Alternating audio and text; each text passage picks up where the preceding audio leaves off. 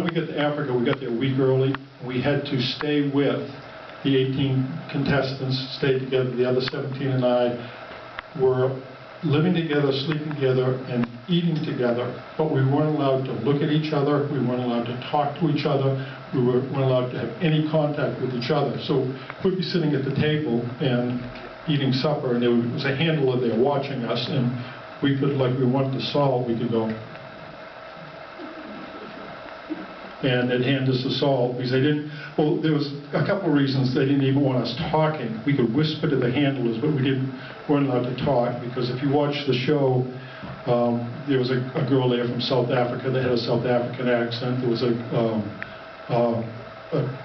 tall, bald fellow that had a fake English accent, and they certainly didn't want me talking about parking cars, otherwise they'd know exactly where I came from too.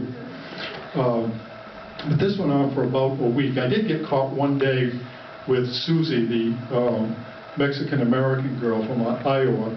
I tend to wink at people just to say hello, and she was walking by me, and I winked at her, and she smiled at me, and a handler came over and grabbed me and goes, "Did you just wink at that woman?" I said, "Pardon me, I think I got something in my eye." And that's when the lying and deceit sort of started.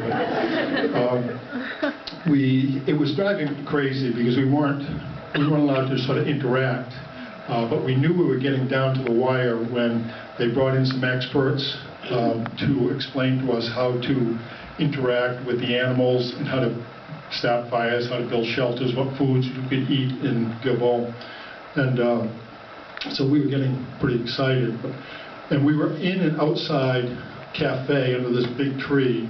And again, we weren't allowed to ask any questions. We could write down notes and then later go up and ask the experts, but they didn't want us talking in front of each other.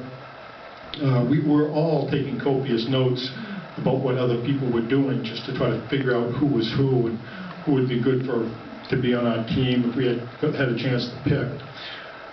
Well, we listened to the people talk about the food, the buildings and so forth, and then they brought in the experts how to deal with the animals when we ran into them. And they gave us this little pamphlet, and on the first page of the pamphlet they showed a picture of an elephant. And let me back up for a second, just tell you, I was not a stellar student in high school. Stuff goes on in my head that really shouldn't go on sometime. I think I'm wicked funny.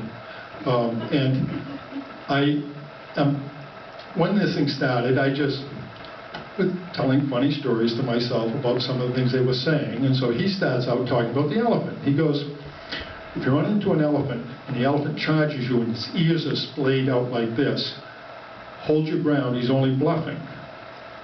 And he will just turn around and walk off.